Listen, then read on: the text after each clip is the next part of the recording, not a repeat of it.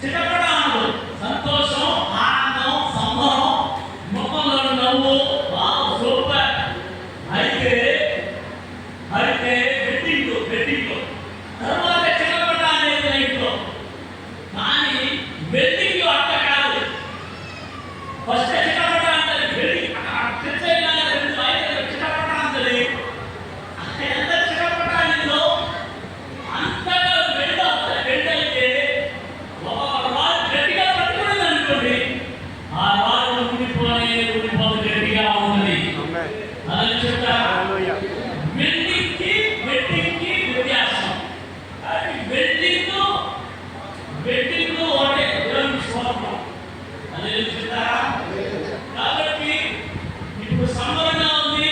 సౌమ్య ఉపతి వైవాహిక జీవితం చిటపటం లేదు. లైఫ్ లాంగ్ కూడా వారు చిటపట అనకుండా వెల్డింగ్ లో ఎలా అయితే జనపరచబడే రెండు రాడ్లు అతకబడి ఉంటుందో అలాగా చక్కగా వారు ప్రభువులో అతకబడుతుందాక. అది చెప్తారు గట్టిగా. కాబట్టి మనం ఏదైనా ఒక వస్తువు కొన్నాం అనుకోండి, ఒక మ్యాన్యువల్ ఇస్తారు. ఆ మ్యాన్యువల్లో రెండు విషయాలు ఉంటాయి.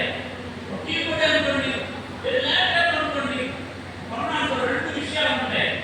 వాటి blue another one is blue not. అలా రెండు విషయాలు ఉంటాయి. ఆ వస్తువుని తయారు చేసిన కంపెనీ వాడు రెండు అద్భుతమైనటువంటి మ్యాన్యువల్ ఇస్తాడు. దీన్ని ఎలా వాడాలో, ఎలా వాడకూడదు,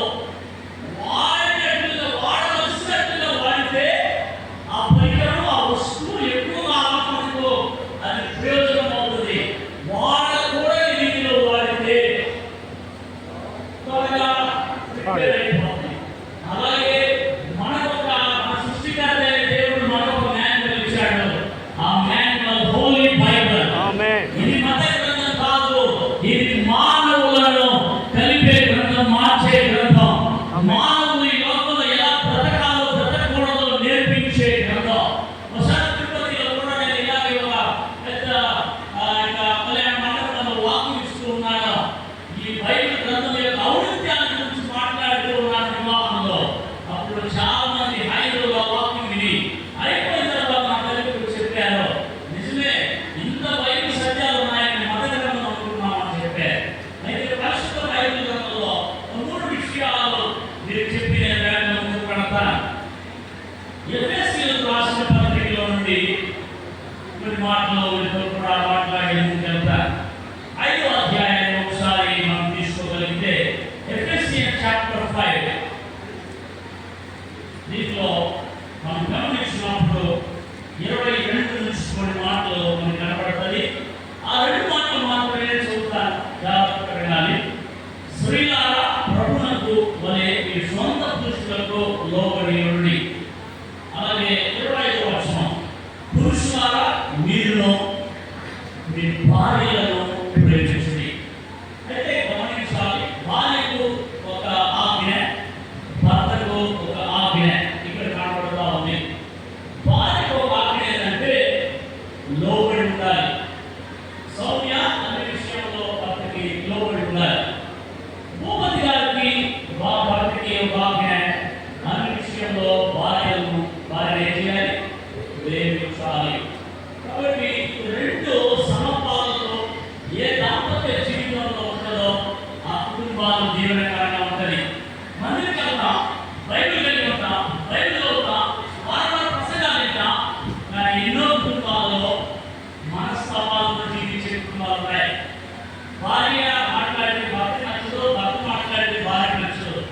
మనస్తాపాలతో ఉన్నారు. ఒకే గదిలో ఉన్నా, ఒకే హౌస్ లో ఉన్నా.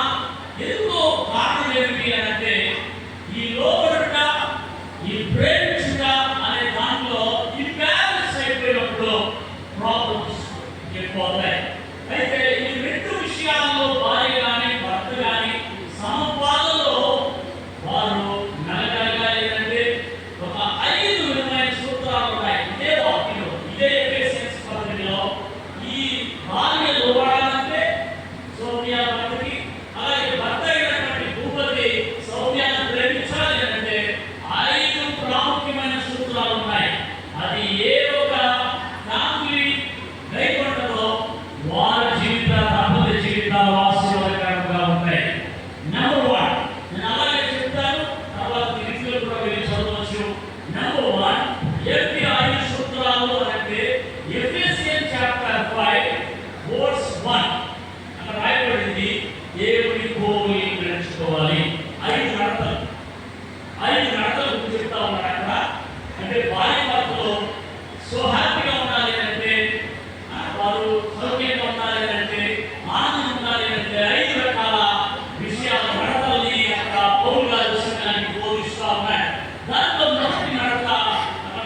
ఏమిటంటే మీరు దేవుని పోలి నడుచుకోండి. కావున మీరు ప్రియులైన పిల్లలునే ఎవరి పోలి నడవాలి? దేవుని పోలి నడుచుకోండి. ఇద్దరు కలిసి ఇద్దరు